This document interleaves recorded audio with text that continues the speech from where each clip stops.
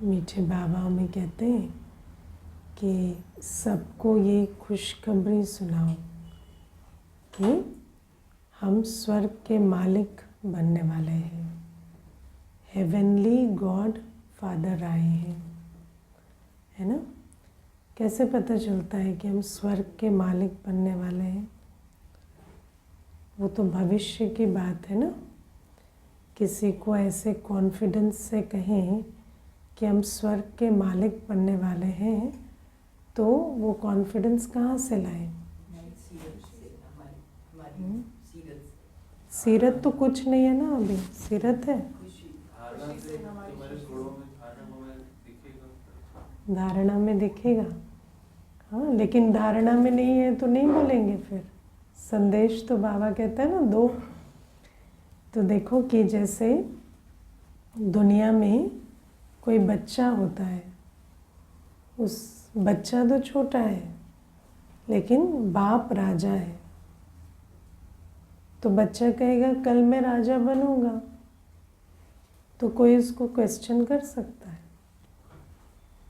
नहीं, है ना। तो जिसका बाप राजा है वो बच्चा कल राजा बनेगा। तो हम स्वर्ग के मालिक बनेंगे, इसका प्रूफ क्या है? कि हेवनली गॉड फादर आए हैं। तो हमें जो निश्चय है वो इस बात का बिठाना है कि शिव बाबा की महिमा है हेवनली गॉड फादर। भगवान है ही स्वर्ग बनाने वाला।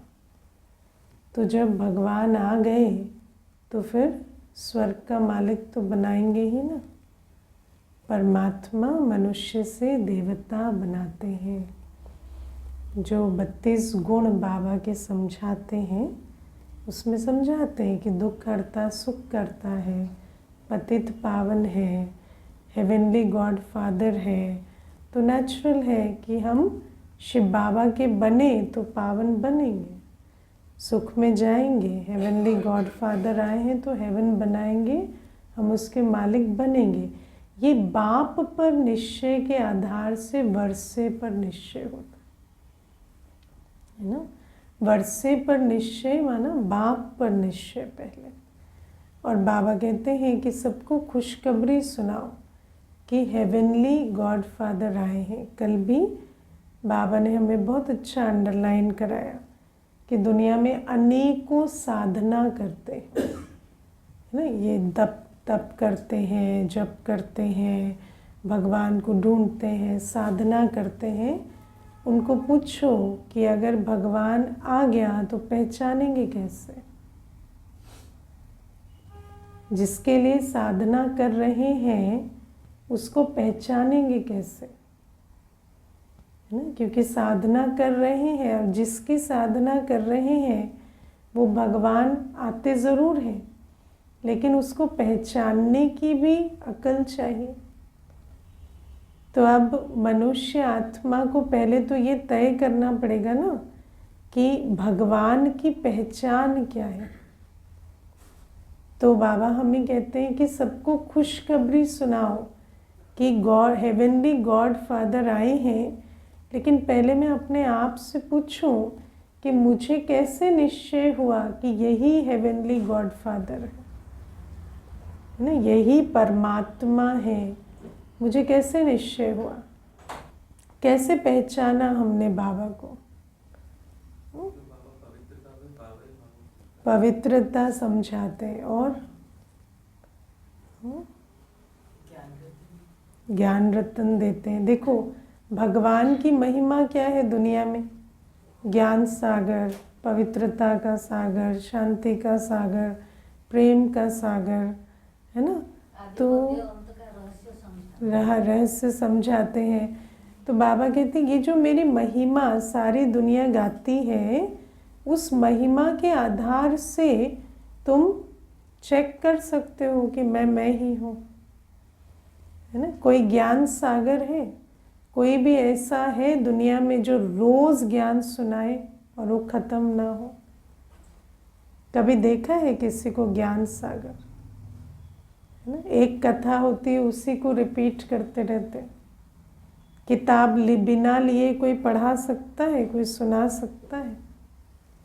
मुझे याद है जब रोज़ मंथन जाने लगा मुरली का, तो एक कॉलेज फ्रेंड है, ज्ञानमिनी है, तो वो मुझे पूछती कि वो जैसे देखती कि रोज़ एक पोस्ट होता है, तो कभी उसने खोल के सुना होगा, फिर रोज़ सुनने लगी, समझ आए ना आए सुनने लगी। फिर मुझे कहती ये रोज़ नया कंटेंट कहाँ से आता है तुम लोगों का, ये कहाँ से बनता है? तो मैंने कहा ये कंटेंट जहाँ से आता है ना, वो हमारी मुरली है उस मुरली का मंथन है ये। तो वो मुरली ज्ञान सागर की है, तो क्योंकि वो रोज़ नई बात हमें समझाते हैं, तो इसलिए उसके ऊपर अगर हम मंथन करते तो रोज़ नई कोई ना कोई पॉइंट निकलती है। तो कहते नहीं, मैं वही सोच रही थी कि रोज़ नया कंटेंट कैसे क्रिएट होता है। तो मैंने कहा नहीं, ये हम क्रिएट नहीं करते, ये रोज़ जो आती है मुरली, उसमें से पॉइंट्स निकालते, वरना कोई मनुष्य आत्मा रोज़ ज्ञान सुना सकते, इम्पॉसिबल। तो ज्ञान सागर की महिमा, दुनिया में सत्संग होते हैं, कोई है ना सत्संग करते, सप्ताह में एक दिन करते, कोई ऐसे नहीं कि रोज़ हमें कोई बैठकर प्रवचन भी सुना दे, ऐसे ज्ञान तो छोड़ो, लेकिन प्रवचन भी कोई कर दे रोज़, ऐसा नहीं होता। तो बाबा हमें कहते हैं ज्ञान सागर को प्रूफ थोड़ी चाहिए। ज्ञान सागर तो जब से 1936 से देखो कितनी मुरलियाँ हमारी, और हर मुरली नहीं, है ना। तो बाबा कहते हैं ऐसा ज्ञान सागर में हो। बाबा की पालना, बाबा हमें कितनी पालना देते हैं, भोग भोग टोली, है ना, प्यार, सल्यूशंस हमें प्यार से सुनना, समझाना, क्या नहीं करते बाबा। पवित्रता का ज्ञान, दुनिया में कोई है ना खुद पवित्र भी रहेंगे, लेकिन किसी को पवित्रता का ज्ञान देने की ताकत नहीं होती। डर लगता है मनुष्य को कि मनुष्य को पसंद नहीं आएगा, तो वो जो उसका रिएक्शन आएगा वो कौन सहेगा। लेकिन आप देखो बाबा हमें पवित्रता का ज्ञान देते हैं। किस मुरली में पवित्रता का ज्ञान नहीं देते? हर दिन बाबा हमें पवित्रता पर अटेंशन खिंचवाते। तो बाबा कहते हैं तुम जब मुझे पहचान जाते हो, तुम जानते हो कि मैं परमात्मा हूँ, तो परमात्मा की महिमा क्या है? वो हेवनली गॉड फादर, भगवान से हमें स्वर्ग का वर्षा मिलता है। तो जब हमें बाबा पर निश्चय होता है ना, तो हमें वर्षे पर निश्चय होता है। जिसको बाप पर निश्चय है उसको वर्षे पर निश्चय। वैसे लॉजिकली हमें कोई वर्षे पर निश्चय नहीं हो सकता ना, क्योंकि जब हम संगम युग में आते हैं, बाबा के बनते हैं, तो स्वर्ग में हमें क्या मिलेगा उस पर हम निश्चय नहीं कर सकते। लेकिन क्योंकि बाबा मिला है और ये मेरे को डेफिनेट है कि ये बाबा है, यही परमात्मा है, तो फिर वो कहता है कि तुम स्वर्ग के मालिक बनोगे और ये मेरा वर्षा है, तो मुझे निश्चय होता है। और निश्चय के आधार से नशा, खुशी वो चढ़ती है। बाबा कहते हैं खुशखबरी कैसे सुनाई जाती? खुशी से ना। पहले खुद को वो खुशी चढ़ी,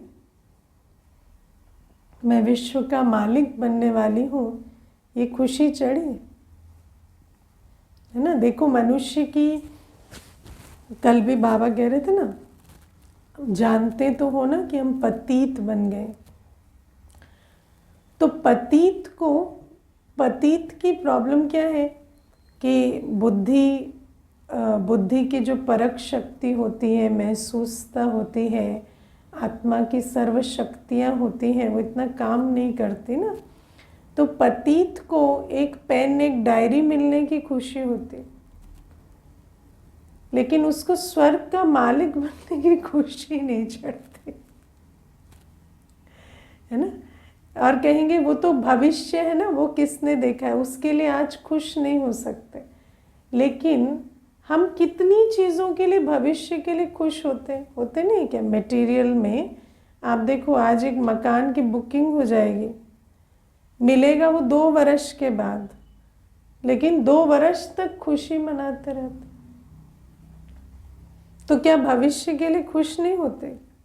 अब उसमें आपको पता भी नहीं है कि मिलेगा या नहीं मिलेगा, वो तो सर्टेन भी नहीं है ना, कितनी सारी चीज़ें हो जाती है, लेकिन उसकी हम खुशी मना लेते हैं। लेकिन जो बाबा स्वर्ग का मालिक बना रहे, उसकी खुशी हमें चिढ़ती है। हाँ, फ्यूचर इस जन्म में पता है आपको, इस जन्म में है पक्का। हमें कुछ नहीं पता, है ना। भोजन बनाते समय इस बात की खुशी हो जाती है कि खाएंगे तो, है ना, खाने वाले को खुशी होगी, हमें अच्छा लगेगा, कितनी खुशी चढ़ जाती।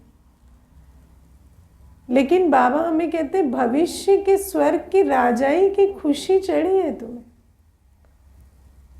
ना। दूसरी बात है, भविष्य के दुख की भी हमें बहुत महसूसता होती। भौतिक खुशी को भी हम एंजॉय करते हैं भविष्य की, और भविष्य की चिंताएं कितनी होती। अब जो भविष्य की बात से हम कहते हैं कल किसने देखा है, तो कल किसने देखा है, तो कल की चिंता कैसे करते हो। भविष्य का दुख, भविष्य की ट्रेजेडी, भविष्य में ये हो सकता है वो हो सकता है, कितनी चिंता कितना दुख करते। लेकिन ये बुद्धि की तमोप्रधानता है कि विश्व का मालिक बनने की खुशी नहीं चढ़ती। ये सब पतित पने की निशानी होती है ना। स्कूल में पढ़ते हैं, कॉलेज में पढ़ते हैं, कितना नशा चढ़ता है, हम कल डॉक्टर बनेंगे, पता है बनेंगे या नहीं बनेंगे, है ना? पर कितनी खुशी है। और खुशखबरी सबको सुनाते भी है ना। एडमिशन होते ही हमारा बच्चा तो डॉक्टर बनेगा, सारे जितनों को जानते हैं ढिंढोरा पीटते रहे। कोई 3 वर्ष के बाद भी मिलेगा तो कहेगा आपका बच्चा तो मेडिकल पढ़ रहा है ना। क्यों? क्योंकि इतनी खुशी रहती। तो बाबा हमें कहते तुम्हें खुशी चढ़ी है ऐसी, लेकिन खुशी कब चढ़ेगी? भविष्य का ये जो बाबा जो हमें स्वर्ग का मालिक बनाते हैं, उसकी खुशी तब चढ़ेगी जब हमारी बुद्धि सतो प्रधान हो।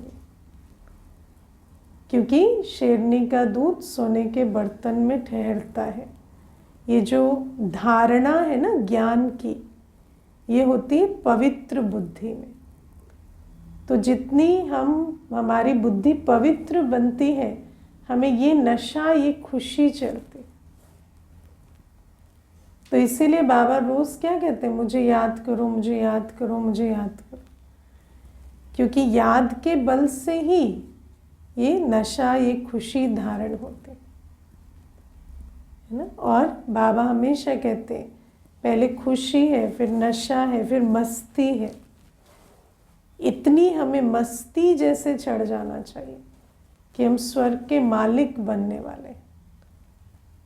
और जब वो मस्ती चढ़ जाए तो निशानी क्या दिखाई देगी? सबको खुशखबरी सुनाएंगे, है ना। सबको खुशखबरी सुनाएंगे। कोई भी खुशी की बात होती तो क्या कहते हैं, हम रोक नहीं पाते, बताना पड़ेगा। मित्र संबंधियों को बताना पड़ता है ना, खुशी रुकती नहीं है ना। लेकिन आजकल तो ये भी कहा जाता है कि खुशी बताओ मत किसी, क्योंकि कोई खुश नहीं होता।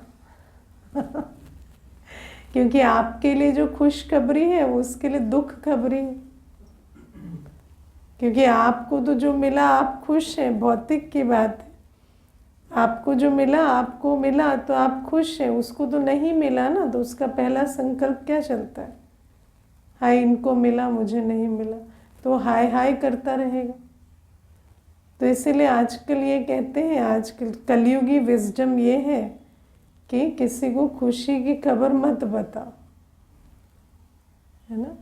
मुझे अभी कोई बता रहे थे कि बच्चा पैदा हुआ तो बहुत हर जगह बताया किया, फिर बाद में पता चला बच्चे को ऑटिज़म है। तो फिर अंदर बुद्धि में ये बैठ गया कि सबको बताया, सबकी नज़र लग गई तो ऐसा हो गया। हालांकि ऐसा कुछ होता नहीं है, जो ड्रामा बनाया है। लेकिन फिर दूसरे को जब, है ना, दूसरे जो परिवार में दूसरे व्यक्ति को जब बच्चा जन्म लेने वाला था तो उनको इन्होंने रोज़ ट्रेनिंग दिया, किसी को बताओ मत, किसी को बताओ मत, नहीं तो गड़बड़ हो जाती। तो वो फ़ोन ही उठाना बंद कर दिए। जैसे जैसे वो समय नज़दीक आया तो किसी से बातचीत ही ना करें, है ना, क्योंकि आजकल ये हो गया है ना कि ये मत बताओ। लेकिन बाबा कहते हैं चलो, हाँ न, तो ये जो तमोप्रत, इसीलिए तो कहते हैं ये कलयुगी विजडम है। It is nothing bad, it is, ये कलयुगी विजडम है। तो जैसे आपको ज्ञान मिलता है, ऐसे कलयुग में इन बातों को भी हम समझ कर चलते हैं, उस हिसाब से सावधान रहते हैं। लेकिन बाबा हमें कहते हैं ये जो खुशखबरी है ये तो तुम्हारे लिए भी खुशखबरी है और उसके लिए भी खुशखबरी, क्योंकि बाबा तुम्हारे लिए आया है, तुम्हें वर्षा दे रहा है तो उसको भी दे रहा है। तो हर एक को खुशखबरी सुनाओ कि आकर बाबा से वर्षा लो। तो इस खुशखबरी में तो कोई जेलस होने वाली बात नहीं है ना। तो ये खुशखबरी का ढिंडोरा सबको पीटो। लेकिन क्या करते हैं, दूसरी वाली खुशखबरी सबको सुनाते, ये वाली नहीं सुनाते। सबको सुनाइए, हाँ, इतना नशा खुशी चढ़ा है कि सबको ढिंडोरा पीटे, है ना। अब मनुष्य कहता है वो ऐसे रिएक्ट करते, वो वैसे रिएक्ट करते। जो दूसरी खबरें सुनाते हैं उसमें वो कैसे रिएक्ट करते, ऊपर से कैसे करते, अंदर से कैसे करते, पता थोड़ी है। लेकिन इसमें बहुत रिएक्शन देखते। तो आपको खुशी है, आप अपनी खुशखबरी सुनाओ कि बाबा आया। फिर बाबा हमें कहते हैं कि जिनको ऐसी खुशी चढ़ी होती है कि हम स्वर्ग का मालिक बनने वाले हैं, उनको यहाँ का कोई भी दुख फील नहीं होता, है ना। क्योंकि ये जो दुख है ये क्या है, टेम्पररी है ना। आप देखना, बड़े बड़े बिजनेसमैन होते हैं ना, बड़ा कॉन्ट्रैक्ट पास हो गया ना, उस दिन छोटा नुकसान भी हो जाएगा ना, डोंट केयर, कोई बात नहीं, है ना। आज तो बहुत बड़ा कॉन्ट्रैक्ट पास हुआ है, अच्छा ये कर दिया, हाँ कोई बात नहीं। क्यों? क्योंकि इतनी खुशी होती है कि उसमें ये मर्ज हो जाते। तो बाबा कहते कलयुग में क्या ही है हमारे पास जो इतना उसका दुख मनाए, ये हो गया, वो चला गया, ये, है ना, खराब हो गया, उसमें इतना कोई बड़ा लॉस अनुभव नहीं होता। फिर बाबा हमें कहते हैं कि ऐसे बच्चों की चलन बहुत रॉयल रहती है। रॉयल चलन क्या होती है?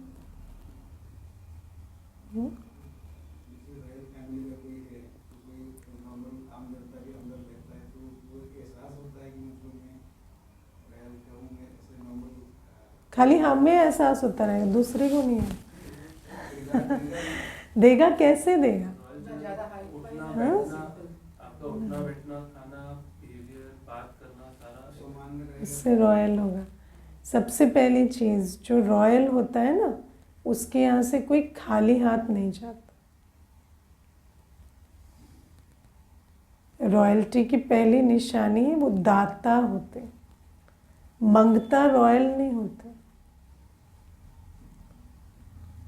है ना। कभी भी कोई भी हमारे दर पर आए, हमारा पहला संकल्प क्या है, इसको यहाँ से क्या मिले, ये आत्मा भरपूर होकर जाए, ये रॉयल्टी की निशानी। दूसरा, रॉयल आत्मा कभी किसी के आकर्षण में नहीं आती।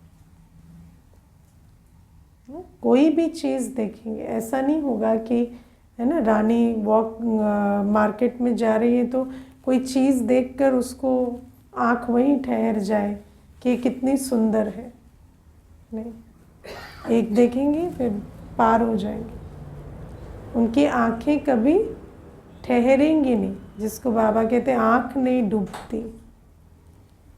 किसी में भी, कुछ में भी आँख नहीं डूबनी चाहिए।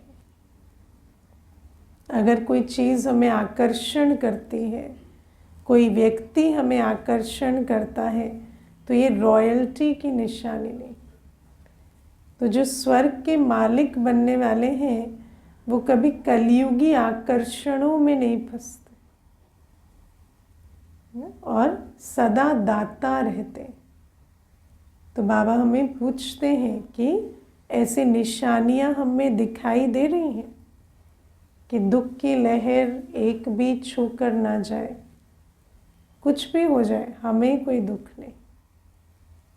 हमें हमेशा झोली भरी हुई है, हम दाता देने वाले रहे, आकर्षण वाली वृत्ति नहीं, और हर एक को खुशखबरी सुनाए, इतना हमें अंदर खुशी नशा हो।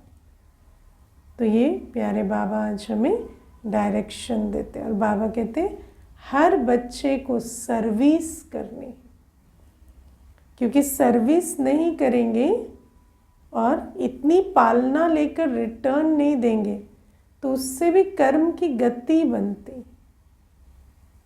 है ना। कर्म की गति क्या है कि जो हम लेते हैं उसका इक्वल एंड ऑपोजिट तो देना पड़ता है ना। तो बाबा से हम इतनी पालना लेते हैं, अगर हम सर्विस नहीं करते तो हम पर बोझ चढ़ता है, फिर उस बोझ के कारण सजाएं मिलती। ये भी कर्म की गति है। बाबा से इतनी पालना, प्यार, समझाने, शिक्षा लेकर और कुछ ना करें तो उसको, उस कर्म की गति को भी समझना होता है। बाबा कहते हैं हाँ ड्रामा है, ड्रामा कहकर फुल स्टॉप बाबा लगा देंगे, लेकिन ये भी देखना पड़ेगा कि कर्म के फिलॉसफी के अकॉर्डिंगली बोझ तो चढ़ा है ना। इसीलिए बाबा कहते हैं अभी हम ज्ञान युक्त बच्चे हैं ना, तो ज्ञान युक्त बच्चे जो होते हैं उनके कर्म भी ज्ञान युक्त होने चाहिए। हम बाबा के घर से सर्विस लेते हैं तो हमें सर्विस करनी भी पड़े, वरना क्या करने आए, धर्मराज के डंडे के भागी बनने आए यहाँ है ना। बहुत अच्छे से बाबा ये कर्म की गति समझाते है ना। मुझे याद है एक बार एक माता थी तो उसको कोई तकलीफ़ थी, अस्थमा या कुछ था, तो कहीं प्रोग्राम हो रहा था तो जाने की बात हुई तो कहती हाँ बहनें होंगी ना, दीदियाँ होंगी, हम मुझे ले जाएंगी। अपना इन्हेलर तक नहीं लेके गई, वहाँ अस्थमा अटैक आ गया उसको। अब वो कहे कि आप सारा प्रोग्राम छोड़ के 4 ब्राह्मण उनकी सेवा में लगे हुए है ना। लेकिन माता कहती मुझे बहुत खुशी हुई कि आप लोगों ने मुझे अकेला नहीं छोड़ा ऐसी मुश्किल घड़ी में, और मुझे बाबा का प्यार महसूस हुआ। तो मैंने कहा बाबा से भी तो पूछो कैसा महसूस हुआ, खाली आपको महसूस हुआ? सब सेंटर छोड़ के गए सेवा करने, अब तुम वहाँ पर है ना, वहाँ पर ये चल रहा है कि सब मिलकर उनकी सेवा कर रहे हैं और आपको समझ भी नहीं आ रहा है कि कर्म की गति क्या बन रही है। ठीक है ड्रामा है, उसको तो फुल स्टॉप लगा ही देते हैं, कोई ऐसा नहीं है कि ना। लेकिन ये तो बात आती है ना मन में कि एक इन्हेलर तो रखना चाहिए जब आपको दिक्कत है। और जाने से पहले भी बोल रही है कि मुझे अस्थमा की तकलीफ है, लेकिन कुछ होगा तो दीदियाँ संभाल लेंगे। तो ये क्या है ना। तो बाबा हमें कहते हैं कि कर्म की गति को भी तो थोड़ा समझो, है ना। और ऐसा नहीं कि बस ये जो पर्सनल अटेंशन मिलता है उसी में कर्म की गति बनती, पर हर चीज़ में तो बाबा से हम इतना प्यार पालना, इतना सब कुछ ले रहे हैं, पढ़ाई कर रहे हैं, बाबा कहते सर्विस तो करनी पड़ेगी ना। और फिर प्यारे बाबा हमें कहते हैं कि सर्विस करने के लिए सर्विसेबल बनना पड़ेगा। अगर अवगुण है तो सर्विसेबल नहीं है तो सर्विस कैसे करेंगे,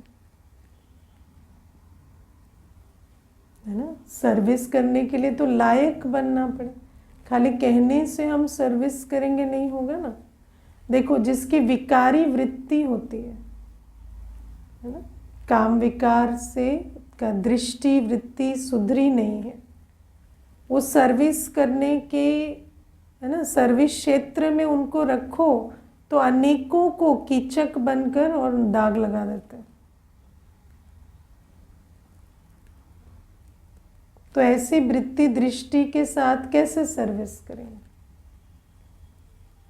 है ना। सर्विस के लिए फोन नंबर इकट्ठे किए और खुद फोन लगाने लगे, ये भी होता है, क्योंकि लायकपना चाहिए सर्विस के लिए। अपनी वृत्ति दृष्टि विकारों से छूटी नहीं है तो कैसे सर्विस में लगाएंगे, है ना। बाबा कहते जानवरों में भी स्वभाव अलग अलग होते हैं, है ना। मनुष्य की हालत क्या है, जानवर से भी बदतर। तो जब तक सुधार नहीं होता, अपने पे मेहनत नहीं करते, तो सर्विस में सारे रंग निकल आते, सारी विकार वृत्ति सारी निकल आती, है ना। क्रोध होगा, ईगो में आएंगे, आर्ग्यूमेंट करने लगेंगे, तो सेवा कैसे हो। नयों से आर्ग्यूमेंट थोड़ी की जाती, नई आत्माएं तो बहुत प्रकार की बातें बोलती, क्योंकि वो अपनी जो जर्नी से आए हैं वो तो उस प्रकार की बातें कहेंगे ना। कोई आर्ग्यूमेंट नहीं करनी होती हमें अपनी बात कहनी है, प्यार से रहना। सबसे बड़ी चीज़ क्या है, हम अपने संग से उनको रंग लगाएं, स्नेह की वृत्ति से बैठे। ज़्यादा ज्ञान आज नहीं समझा, पर कल आएगा तो समझेगा ना। उसके साथ आज ही आर्ग्यू कर करके ऐसा कर दे आए ही ना, तो क्या समझेगा। तो सर्विस में क्रोध कामी वृत्ति तो बहुत नुकसान कर देती है ना, और पता भी नहीं चलता। मनुष्य आत्मा कहती हम तो सेवा कर रहे हैं, हम सेवा के लिए बातचीत कर रहे हैं, सेवा के लिए हम कांटेक्ट में रख रहे हैं, सेवा के लिए मैसेज भेज रहे हैं, पर अंडर करंट क्या है, क्या चल रहा है। और उस आत्मा को कोई ईश्वरीय बल आपके द्वारा थोड़ी मिल सकेगा फिर, है ना। आत्मा को हम सर्विसेबल कब होते हैं, सबसे बड़ी क्वालिटी सर्विस के लिए क्लीन इंस्ट्रूमेंट। सर्विस बाबा करता है, हमारा सबसे पहला कर्तव्य हम क्लीन रहें, हमारे में कोई न काम न क्रोध न लोभ न मोह न देह अभिमान, कुछ ना। हम क्लीन हैं, बाबा हमारे थ्रू कुछ भी करा सकते। लेकिन अगर मैं क्लीन नहीं हूँ अंदर से, मेरे अंदर, है ना, मेरे अंदर विकारी वृत्तियाँ हैं, तो वो इंटरफेरेंस करती, फिर बाबा की जो लाइट माइट है वो आत्मा को नहीं मिल पाती। और जब बाबा की लाइट माइट ही नहीं मिलेगी तो आत्मा का कल्याण कैसे हो। तो बाबा हमें ये बात समझाते हैं कि सर्विस के लिए अपने अवगुणों को चेक करो। अगर अंदर अवगुण है तो सर्विसेबल नहीं, फिर भले उमंग उत्साह भी दिखाते हैं पर करने की जगह और डैमेज करते हैं, है ना। तो ये तो मोटी बात हुई। दूसरी बात, रेगुलरिटी, पंक्चुअलिटी ही नहीं है, तो सर्विस क्या करेंगे। एक बार एक माता ने मुझे बहुत कहा, दीदी मैं बच्चों का शिविर करा सकती हूँ, बच्चों का शिविर करा सकती हूँ। मैंने कहा ठीक है। तो बच्चों का शिविर की मैंने उस समय इतनी तैयारी नहीं की थी, तो मैंने कहा चलो आप जिम्मेवारी लो, आप करा लो। तो ऑर्गेनाइज़ किया गया सेंटर पर, तो कई बच्चे आए। अब पहले दिन तो माता आई, ज्ञान सुनाई, 3 दिवसीय शिविर था। दूसरे दिन 4 बजे शिविर है, माता का कोई आता पता ही नहीं।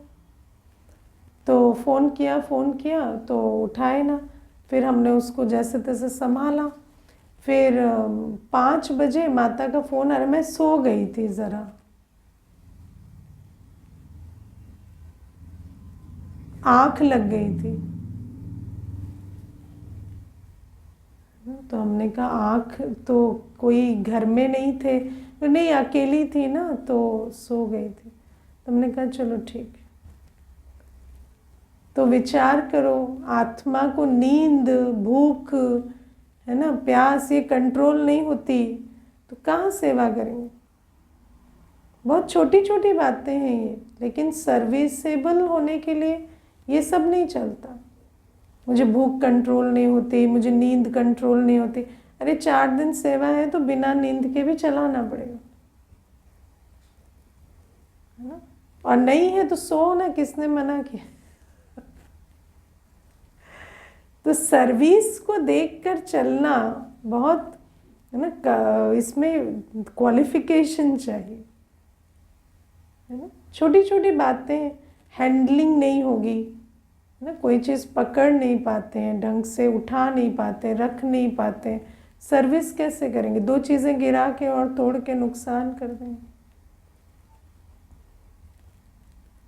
तो शारीरिक बल, मानसिक बल, बुद्धि की परख शक्ति, निर्णय शक्ति नहीं है तो सर्विस कैसे करेंगे। विकार अवगुण रहेंगे तो सर्विस कैसे करेंगे। सर्विस ना करें तो भाग्य कैसे बनेंगे। तो इसीलिए बाबा हमें कहते हैं लायक बनो, जो जो अवगुण है वो पहचान कर फिर उनको योग तपस्या से निकालो, तब हम सर्विसेबल बनेंगे, तब हमें ऊंच पद मिलेगा, है ना। फिर सर्विस में सबसे बड़ी चीज़ क्या होती है, आज्ञाकारिता, पूछ कर करना, है ना। मनमत नहीं चलती सर्विस। सब अपने मन की करेंगे तो क्या बन जाएगी, पुलाव की जगह खिचड़ी बन जाएगी। वो नहीं करना होता है। जो भी प्लान है, ऐसा नहीं है कि आपको आता नहीं, पर टीम में जब काम होता है ना तो एक से पूछ के करना पड़ता है। अगर पूछे ना तो कोऑर्डिनेशन खराब हो जाता है, फिर सेवा नहीं हो पाती। तो मनमत वाले सर्विस नहीं कर सकते, है ना। मनमत में बहुत गड़बड़ होती है, हर बात पूछ के करनी होती। तो ये सारे गुण चाहिए, है ना। फिर मैंपन मैंपन बहुत नुकसान करता है। कई बहुत विशेष होते हैं, काम ऐसा करेंगे जो दूसरा देखता रह जाएगा, बहुत अच्छे, लेकिन मैंपन होता है। मैं करता हूँ, मुझे पूछो, मुझे आगे नहीं रखा, मुझे पीछे रखा, इन चक्करों में टूट जाते हैं। तो सर्विसेबल सिर्फ विशेष नहीं होते, लेकिन मैंपन वाला सर्विसेबल नहीं होता। तो इसीलिए बहुत बाबा कहते सर्विस के बिना हर एक को खुशखबरी नहीं सुनाएंगे, है ना, हर एक को संदेश नहीं देंगे तो कैसे स्वर्ग का मालिक बनेंगे। लेकिन सर्विसेबल भी होना पड़े। और सर्विस तो हर प्रकार की है, तन है, मन है, धन है, वाणी है, कर्म है, और सबको सारी सर्विस करनी पड़े, तब जाके यज्ञ की वृद्धि होती है ना। फिर प्यारे बाबा आज में कहते हैं कि अगर कोई विघ्न पड़ते तो विघ्नों का भी कारण क्या होता है, अपने अंदर की रग, है ना। कहीं कहते हैं हम बंधन में हैं। बंधन किसका होता है? विकारों का बंधन। आप में मोह है तो कोई आपको बंधन डाल सकता है। तो बंधन से कैसे छूटते हैं? ज्ञान की पराकाष्ठा से। जितना ज्ञानी योगी बनेंगे बंधन मुक्त बन जाएंगे, है ना। जैसे ही अपने मोह पर जीत पाएंगे तो कल आपको बंधन डालने वाला, आज देखो बंधन डालने वाले को ना मालूम होता है हम रोकेंगे तो ये रुकेंगे। जिसको पता चल जाता है ना हम रोकेंगे तो ये नहीं रुकेंगे, वो आपको कभी नहीं रोकेंगे। ये नियम है। छोटा बच्चा भी होता है, अगर उस पता चल जाता है माता पिता को ये नहीं सुनता है तो उसको बोलते हैं क्या? पता है ये इसको सुनना नहीं। तो बंधन जो डलते हैं वो मोह के बंधन होते हैं, और बंधन उसी पे है जिसके अंदर आपके लिए मोह है। अगर मोह नहीं है तो बंधन नहीं डल सकते। तो बाबा कहते हैं मोह जीत बनेंगे तो सारे बंधन कट जाएंगे, है ना। तो ये बाबा हमें समझ देते। फिर प्यारे बाबा जी में बहुत पराकाष्ठा माना हाइट, माना जेनिथ, हाँ जो हाईएस्ट पॉइंट है। फिर प्यारे बाबा आज हमें कहते हैं कि जब हम रास्ते पर चलते हैं, जब हम कहीं के लिए निकलते हैं तो हमें ये तो पता होता है ना कि रास्ते में नज़ारे आएंगे, है ना। अब मान लो आप किसी हिल स्टेशन जा रहे हैं, उसके बीच में है ना कई हिल स्टेशन भी आएंगे, लेकिन आपको वहाँ नहीं रुक जाना है। वहाँ आगे तक जाना है। फिर कहीं ऐसा भी होगा, है ना, कहीं आग लग गई, कहीं पे कोई त्राही त्राही कर रहा है, पर आप तो अपनी मंजिल तक जा रहे हैं ना। तो बाबा हमें कहते हैं रास्ते में तो नज़ारे आएंगे ना, और जब हम मंजिल के लिए निकलते हैं तो हमें पता होना चाहिए कि हमें रास्ते के नज़ारे को क्या करना है? पार करना है। उसकी करेक्शन में नहीं लगना है। क्यों हुआ, ऐसे नहीं होना था, ऐसे होना था, ना ही फंस जाना है आकर्षण में, है ना, नहीं तो मंजिल तक नहीं पहुँचेंगे। तो बाबा हमें कहते हैं ऐसे ही जब हम इस ईश्वरीय ज्ञान योग के रास्ते पर चलते हैं तो बहुत सारी परिस्थितियाँ और समस्याएं आएंगी, आकर्षण करने वाली भी और अपसेट करने वाली। लेकिन हमें क्या करना है? उसको पार करना है। आप पार करने में रहते हो या क्यों आया, कैसे आया, किसकी गलती है, कोई ऐसे कैसे कर सकता है ना, इसमें जो फंस जाते हैं वो फिर आगे नहीं बढ़ पाते। किसने किया, क्यों किया, किसकी गलती है, लोग कैसे हो गए हैं, हाँ? एक बार तो उसका याद आता है, फिर हम भूल जाते हैं। जब कोई हमसे पूछता है फिर हम वापस उसी पॉइंट पे आते हैं, पता नहीं किसने किया। नहीं, फिर उसमें उसको कहना है ड्रामा। हाँ हाँ, फिर क्या, फिर वो रिवाइज हुआ ना, तो वो नहीं करना। तो बाबा हमें कहते परिस्थिति, समस्या कैसी भी, मान अपमान, हानि लाभ, निंदा स्तुति, कैसी भी परिस्थिति आए, दुख सुख, सर्दी गर्मी, हार जीत, जीवन मृत्यु, बीच में सब कुछ आता है, लेकिन उसमें हमें करेक्शन नहीं करनी। जैसे ही हम उसमें क्या क्यों में जाएंगे, ऐसे नहीं वैसे, वैसे नहीं ऐसे, तो कनेक्शन लूज हो जाता है। फिर हमारा बुद्धि योग बाबा से हटके परिस्थिति से लग गया, और जब ऐसा हो जाता तो मनोरंजन की जीवन कंफ्यूजन की जीवन बन जाती,